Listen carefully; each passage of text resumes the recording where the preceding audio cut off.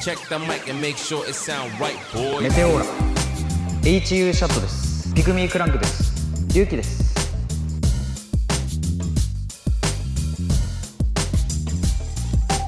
ブルースコードです。ディープミラです。バルトです。ブリキンスイマー。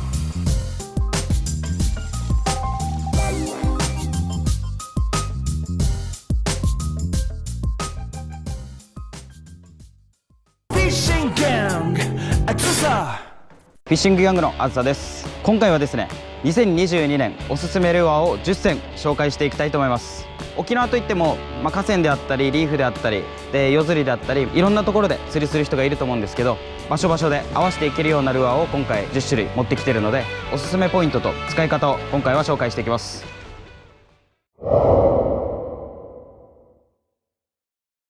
まずはこちら、マリアさんのブルースコードです。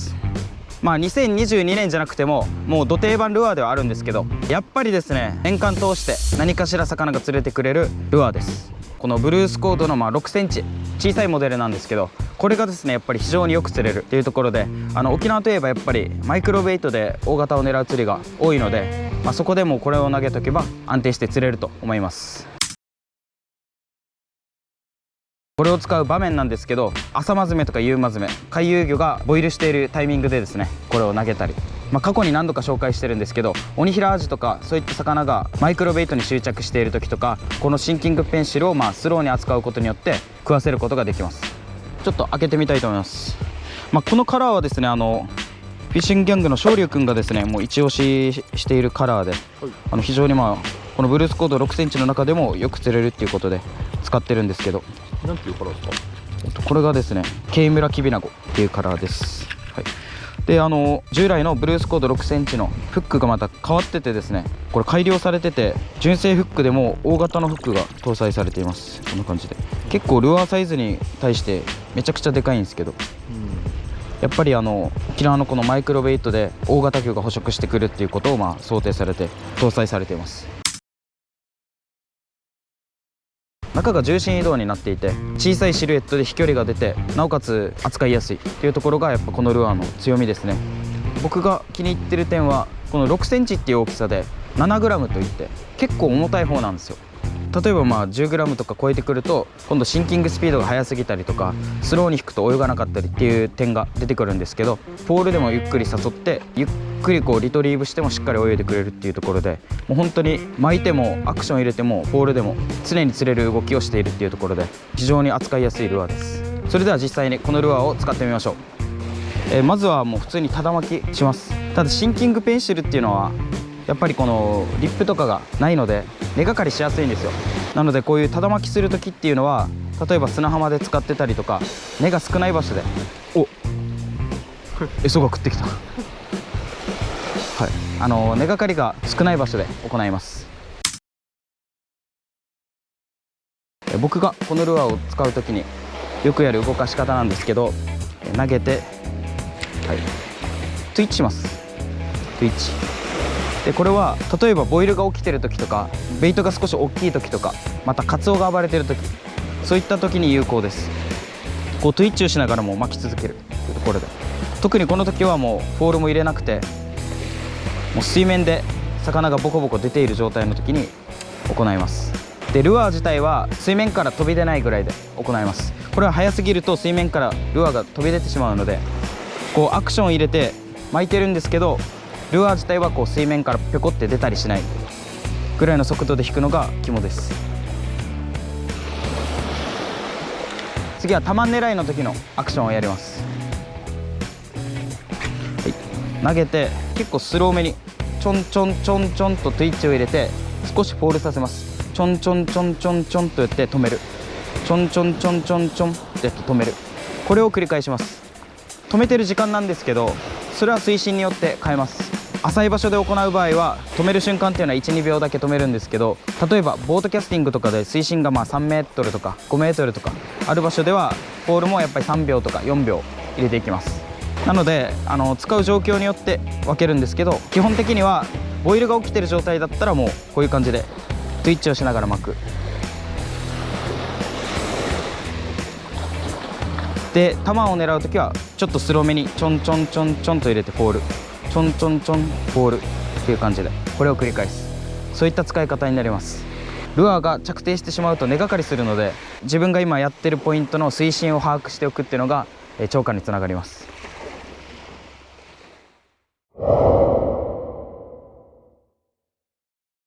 続いてはこちら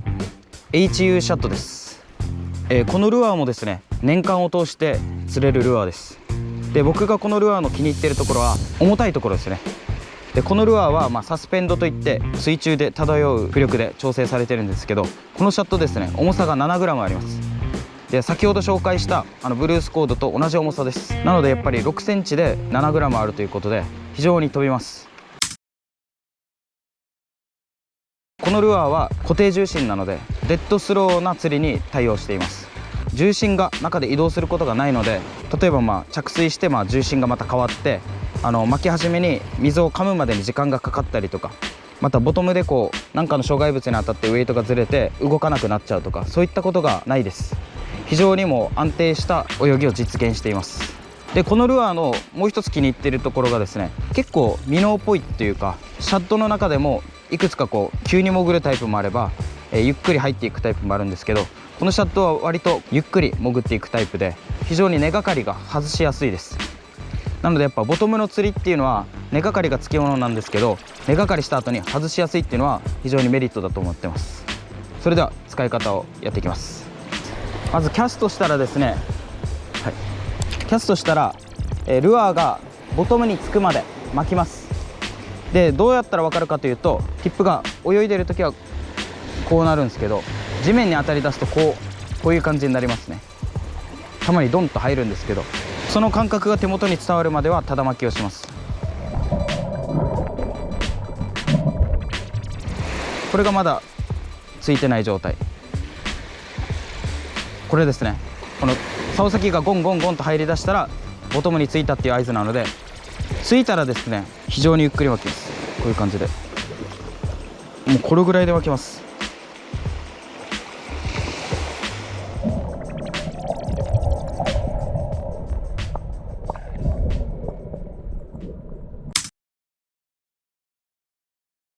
どちらかというとちょっと沈むよりはちょっと浮くぐらいがベストです。だから僕の場合は針は強化したいんですけど、この沈むようにしたくないんでシングルフックにしてます。シングルフックをつけて使うことによってですね、やっぱり根かかりが激減するっていうのと、不意の大物が来てもしっかり釣り上げることができます。僕の場合はもうシャット使う時は基本的にシングルフックでやってる感じですね。根がかりして外すところまで見せたいんですよね。本当はこれ外れやすいんですよ、本当に。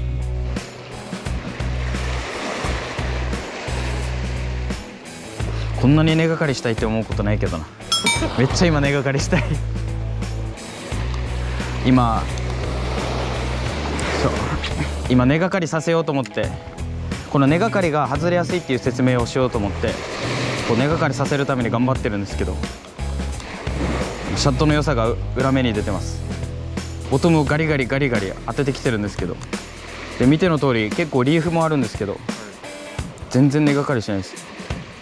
いいルアーですね。いいルアーです。全然根がかりしない。諦めます。もう諦めます。はい。このシャットもですね、年中通して釣れるのでおすすめです。河川でももちろん海でも釣れます。問題なのはやっぱり水深なんですけど、シャットなのでやっぱりボトムに当ててなんぼだと思います。僕が使ってて一番ベストだと思う水深が水深1メートルから 1.5 メートル、それぐらいの水深だと程よくボトムに当たってですね、釣りやすいです。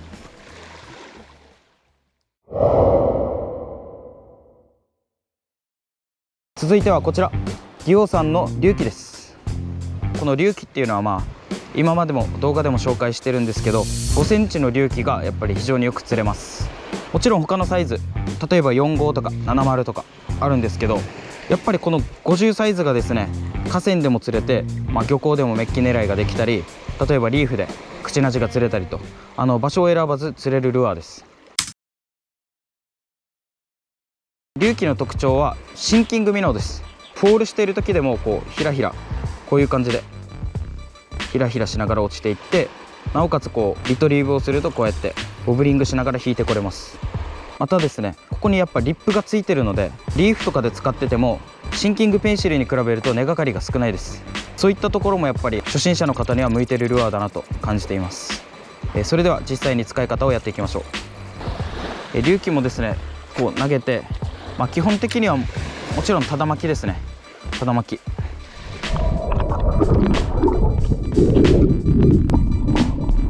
で、シンキングミノーの特徴なんですけど、やっぱり下に沈む力が強いので、スピードが遅くなっちゃうと今度沈もうとする力に負けてしまってルアーが泳がなくなります。自分が今投げたルアーが泳いでるのか泳いでないのかっていう判断するときに竿先を見ると分かります。で、こう竿先がブルブルしているうちは泳いでるんですけど、これをちょっとゆっくりに変えます。ゆっくりに変えるとほら今動かなくなってるんです。これは今泳いでません。で、ちょっとスピードを上げます。そしたらこう泳ぎ出す。ゆっくりに変えます。するとこう泳がなくなってという感じで、もちろん手元に伝わるブルブル感もあるんですけど、竿によってはちょっと分かりにくいっていうのもあるので、その時は竿先を見ることによってこの動いてるか動いてないかが分かります。で、そこでですね、ゆっくり引きたいけど泳いでないなと思った時にはやっぱりトゥイッチを入れた方がいいです。こういう感じでトゥイッチを入れることによって結構こうゆっくり巻いてもルアーが沈むこともなく、なおかつ誘い続けきれるので、こういったシンキングミノーをスローに引きたい時はトゥイッチを入れた方がいいです。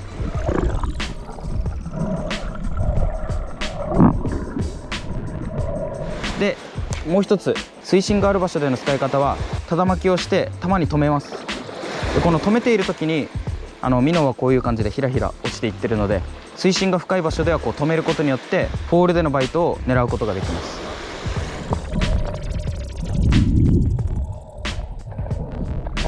水深が深い場所ではこう巻きとストップを入れてポールを入れる、これを繰り返して、で、浅い場所ではトゥイッチを入れて根がかりを回避する、こういった使い方がベストだと思います。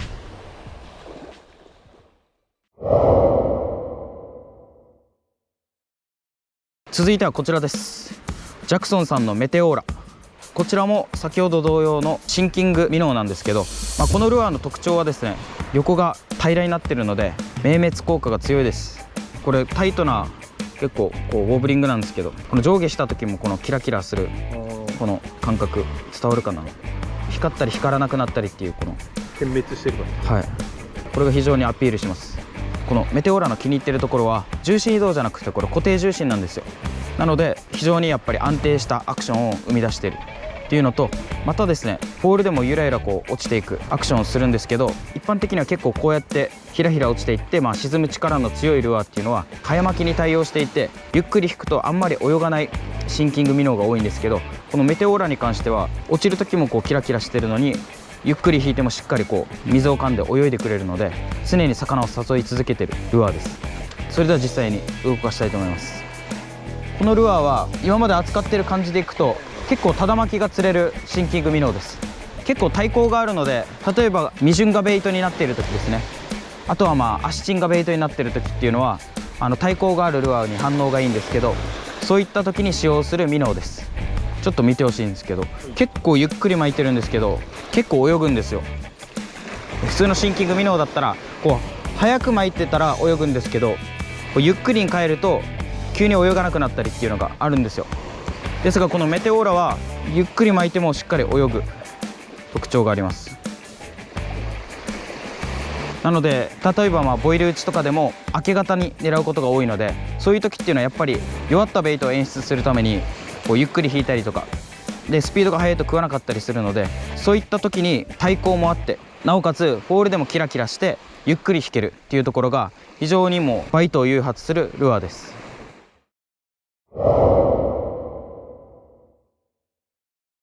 続いてはこちらカルティバさんのディープミラです。このルアーの特徴はですね、重心移動になってます。ここに鉄球が入ってるんですけど、これがこう動くことによって飛距離が出ます。投げるときはこう重心が後ろに行って飛距離が出て、こう立ち上がるにつれ前に戻ってきて泳ぎ出すっていう特徴です。このルアーの僕が気に入ってる点はですね、もちろん重心移動で飛距離が出る。で、もう一つはコスパがいいです。非常にリーズナブルなシャットです。今やってるみたいにこのフロントフックを外します。ここ外してテールフックだけで使います。なぜそうするかというと、これシャットの中でもそんなに潜るタイプのシャットじゃなくてですね、ここのリップが浅いと結構ゴミを拾います。ゴミっていうのは枯れ葉とか木の枝とかそういったものをフロントフックが拾ってしまうんですけど、それをなくすためにフロントフックを外します。でその時の竿の動かし方とか使い方があるので、それを今から説明したいと思います。それでは実際に動かしていきます。今までのシャット同様、こう巻いてきて、ボトムに当たるまでとりあえずただ巻きします。で地面につきました。そしたらですね、こういう感じで超スローなトゥイッチをします。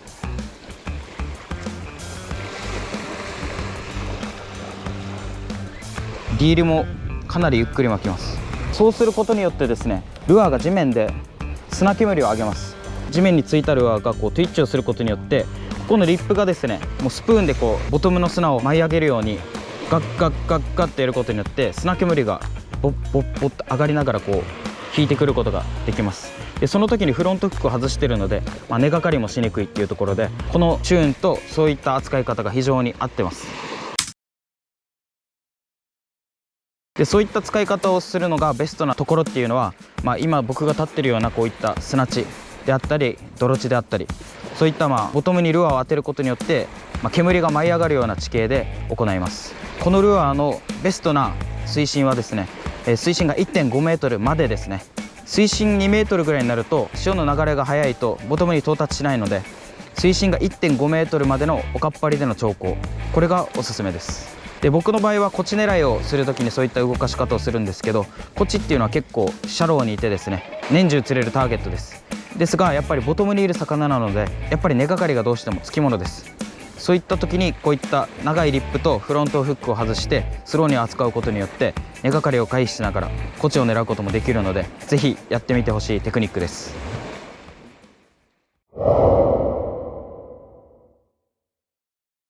続いてはこちら、ジャクソンさんのピグミークランクです。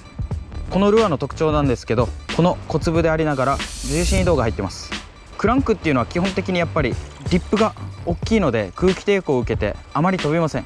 ですが、このクランクは重心移動が入っているので遠くのボトムを探ることができます。で見ての通りちっちゃいシルエットなので、河川でチヌを狙う時に広角形をイメージしてボトムを這わすことによってそういったチヌを狙うことができます。じゃあ実際に使い方をやっていきましょう。投げたらボトムに到達するまで巻きます。でこのボトムに到達するまでの巻くスピードなんですけど、僕は結構速く巻きます。そうすることによって水をすぐ噛んでボトムに到達するので、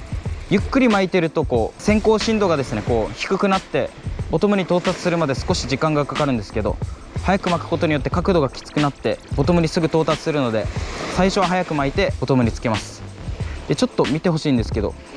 このクランクも結構デッドスローでもしっかり水を噛んで泳いでくれます。このスピードで泳いでますからね。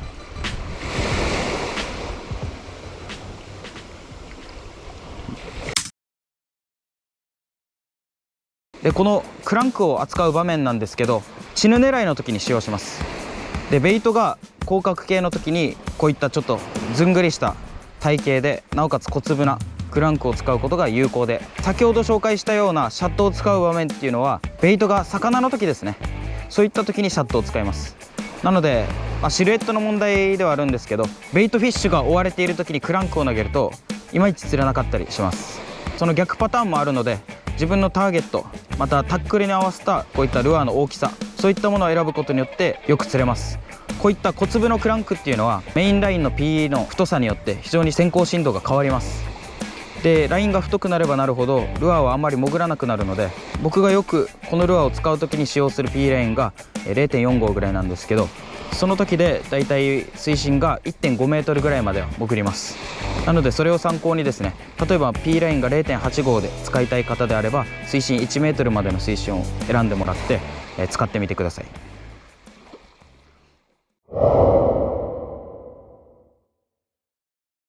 続いてはこちらです。ジャクソンさんのアスリートの9センチのシンキング、うこれはもう言わずと知れたタマンも釣れるしっていう感じのルアーなんですけど、年末にリーフでウェディングしてたところ鬼平地もヒットしてくるっていうところで、やっぱりですねハララとかミジュンとかがベイトになっている時に非常に強いルアーです。じゃあ実際に動かしていきたいと思います。はい、このルアーですね固定重心なんですよ。固定重心なのでやっぱりルアーの立ち上がりが非常にいいです。で使う時は基本的にはもうただ巻きですね。ただ巻きで使用します。使い分けとしては巻くスピードを変えて使い分けてます。このルアーの特徴なんですけど、ボブンロールといって、これがローリングでですね、これがローリングで、これがいわゆるウォブリングって言われる動きなんですけど、ウォブンロールといってこうローリングもしながらウォブリングもするっていう動きをします。ゆっくり引くとちょっとローリングが強い動きになります。でスピードを上げていくにつれてこのウォブリングがどんどん強くなっていくっていうところで使い分けるんですけど、タマン狙いの時のイメージなんですけど、タマンは結構ローリングが好きです。こういう感じのローリングが好きなのでスローに引いた方がよく反応します。でその他ですね、例えば鬼平アジとかトレバリー系は結構ウォブリングも好きなので狙うターゲットによって変えます。アピールはやっぱりウォブリングの方が水を押す力が強いので、このルアーを目立たせたい時っていうのは少し早く巻いてアピールを強めます。でそういった使い分けで僕が使うことが多いですね。ポールはあんまりすることがなくてですね、というのもポールでこうひらひら落ちていくタイプのポールではないので、そういったミノーとの使い分けをすることはあります。でこのシンキングミノーは沈むのがそんなに速くないので、割とこう止めてる時でも食ってきます。なので例えば先ほど紹介した隆起とか、メテオラみたいなルアーを使う時よりも浅い場所で使うことが多いです。僕がこのルアーを使う時の水深っていうのが、2メートルまでですね。それぐらいの水深で使うことが多いです。だいたい潜るのが、1.5 メートルぐらいで、フルキャストした先でラインがそんなに太くないんであれば、2メートルぐらいまで潜るんですけど、だいたい 1.5 メートルぐらいを泳いでくるので、比較的浅い場所で使いやすいルアーですね。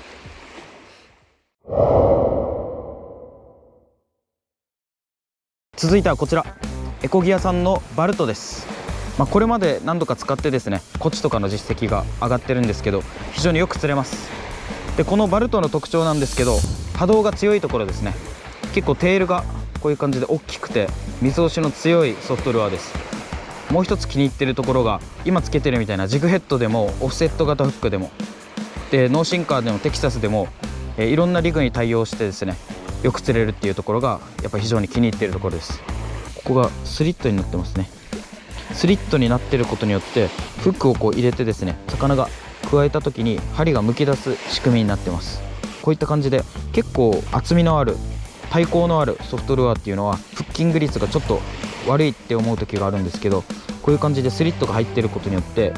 魚が加えた時に針がむき出してくれるので、非常にフッキング率もいいです。でこのルアーは基本的にはテキサスリグで使うことが多いんですけど、こういった感じでジグヘッドと組み合わせることによって根がかりがしにくい場所ではテキサスリグを使う時よりもプラグのようにまっすぐ泳いでくれるので扱いやすいです。それでは実際に使いたいと思います。結構ナブラ打ちとかでは使うことないんですけど、僕がよく使うのはもうボトム狙いですね。下を狙う時で、なおかつ根がかりが多い場所で使います。こう波動強めで魚に気づかれたいんだけど、やっぱ根がかりがどうしても多くてプラグ通すのには怖いっていう場所で使います。で見ての通りやっぱテールが大きくてブルブルブルとかなりアピールの強いソフトルアーなんですけど、オフセットフックをつけることによって根がかりを抑えることができるので、例えばミーバイ狙いとかまたコチ狙いでもマンメイドストラクチャーっていういわゆる人工的障害物、カニ網であったりとか自転車であったりとか根がかりするともう取れないストラクチャーですね。そういったものがあるポイントで使用します。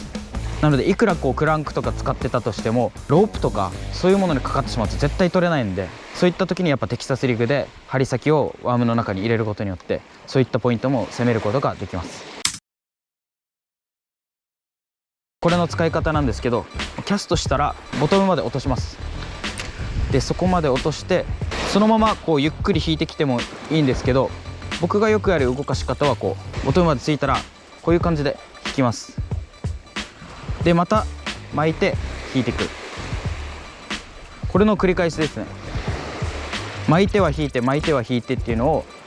繰り返していわゆるストップ&ゴーとやってることは変わらないんですけど、こう巻き続けてると、例えばここでドンって当たった時に糸のたるみがないので魚が違和感あってパッて離したりするんですけど、スーッと引くことによってここでこうトンって当たった時に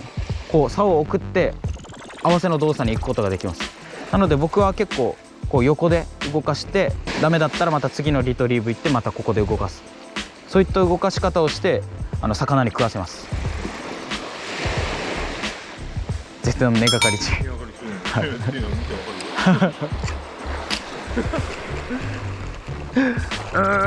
はい、ということでこういう根がかりが多い場所ではオフセットフックを使ってテキサスリグとかで釣りをします。ジグヘッドでやると今みたいにすぐ根がかりします。なので根がかりする場所としない場所で使い分けてみてください。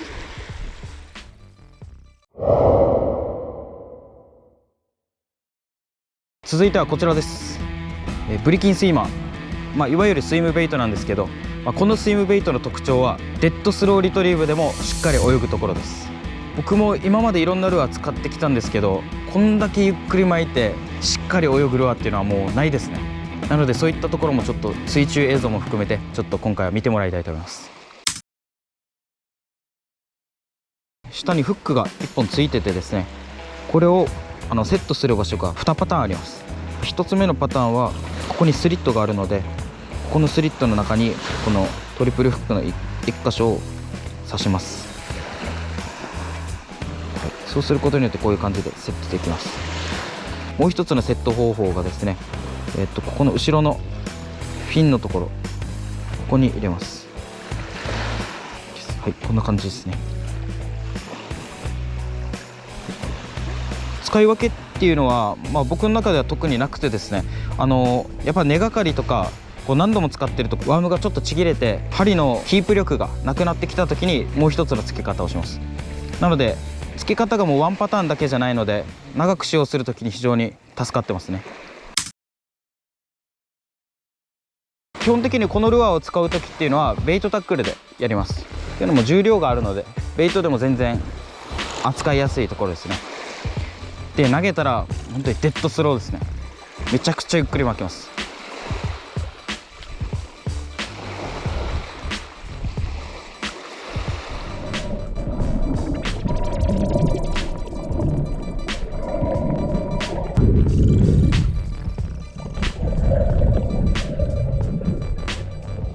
でこのルアーなんですけど、特徴がですね、巻くと上にどんどん上がってきます、ルアーが。なので少し巻きが速くなるとこの水面で引き波を上げながら泳いできます。なのでこのリトリーブスピードによってですね、浅い場所でも使えたり、深い場所でも使ったり使い分けることができます。で例えばコチを狙う時ですね、コチを狙う時っていうのはこのフックシステムを変えてですね、ここに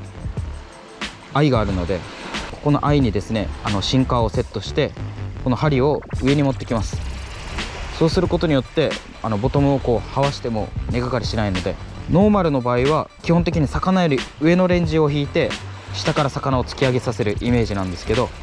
それで食わない場合は逆に針を上に持ってきて下にシンカーを入れてボトムを這わします。そういった使い方をすることによって非常に当たりの多いルアーですね。で基本的にターゲットはコチとマングローブジャックです。でマングローブジャックも結構上まで誘い出したら浮き上がってくる魚なので、普段のルアーだとちょっとスピードが速くてトップまでは出てこないっていうマングローブジャックも、これだけデッドスローで水面で弱ったように泳がれると浮いてくるので、今までにない展開で魚を食わすことができます。ナイトゲームで使用すると非常によく釣れるルアーです。スローに使える利点なんですけど、ナイトゲームの場合は結構昼間と同じスピードでルアーを引いててもあまり食わないことが多くてですね、っていうのも魚が結構スローな動きをしていて、早く動くものに対して諦めたりとか追いが悪かったりするんですけど、そういう時にこれだけスローで引けるルアーっていうのは非常に威力を発揮します。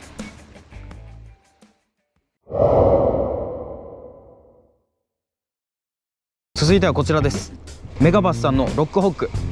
いわゆるクロー系のワームなんですけど、このルアーの特徴は手がめちゃくちゃ動きます。手が動くクロー系っていうのはたくさんあると思うんですけど、やっぱりデッドスローでもしっかり手がパタパタと動いてくれるので、非常にアピール力が強いクロー系になります。使い方なんですけど、使い方というよりもうリグですね。リグで使い分けていく感じです。基本的には直リグで使用することが多いです。で今まで同様のチヌ狙いとかそういった場面で直リグで使用するんですけど、もう一つですね面白いのがこのノーシンカーですね。こういった感じでノーシンカーワームで使用するときに非常に面白いです。ノーシンカーで使用するっていうのは基本的にサイトフィッシングになってて、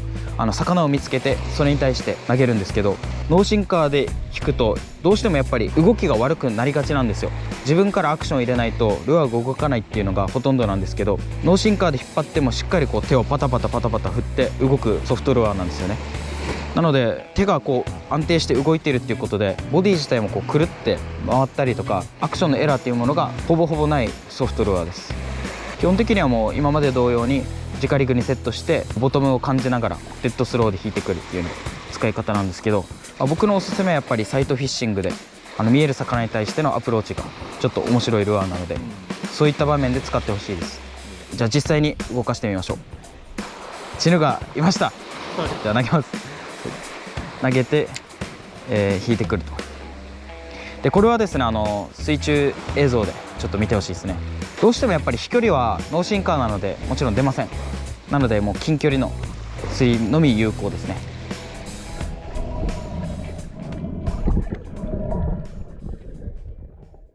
はい、ということで2022年おすすめのルアーを10選紹介しました。10選紹介したんですけど、まだですね実は釣れるルアーを知ってます。そのルアーはこちらです。 MS3 と SS9 とノーティーです。僕がプロデュースしたスプーン3種類ですね。これはやっぱりリーフと河川で使うことを想定している、スプーンなんですけど、ノーティーに関しては深場でももちろん対応しててですね、2022年も新しいルアーも開発中です。こういった、僕たちのルアーも年中を通して超過を上げることもできるので、動画でもそういった超過をしっかり見せていけるように今後も頑張っていくので、皆さんもぜひ使ってください。最後はちょっと宣伝っぽくなったんですけど、2022年おすすめのルアー10選でした。今回もご視聴ありがとうございました。Fishing Gang, it's a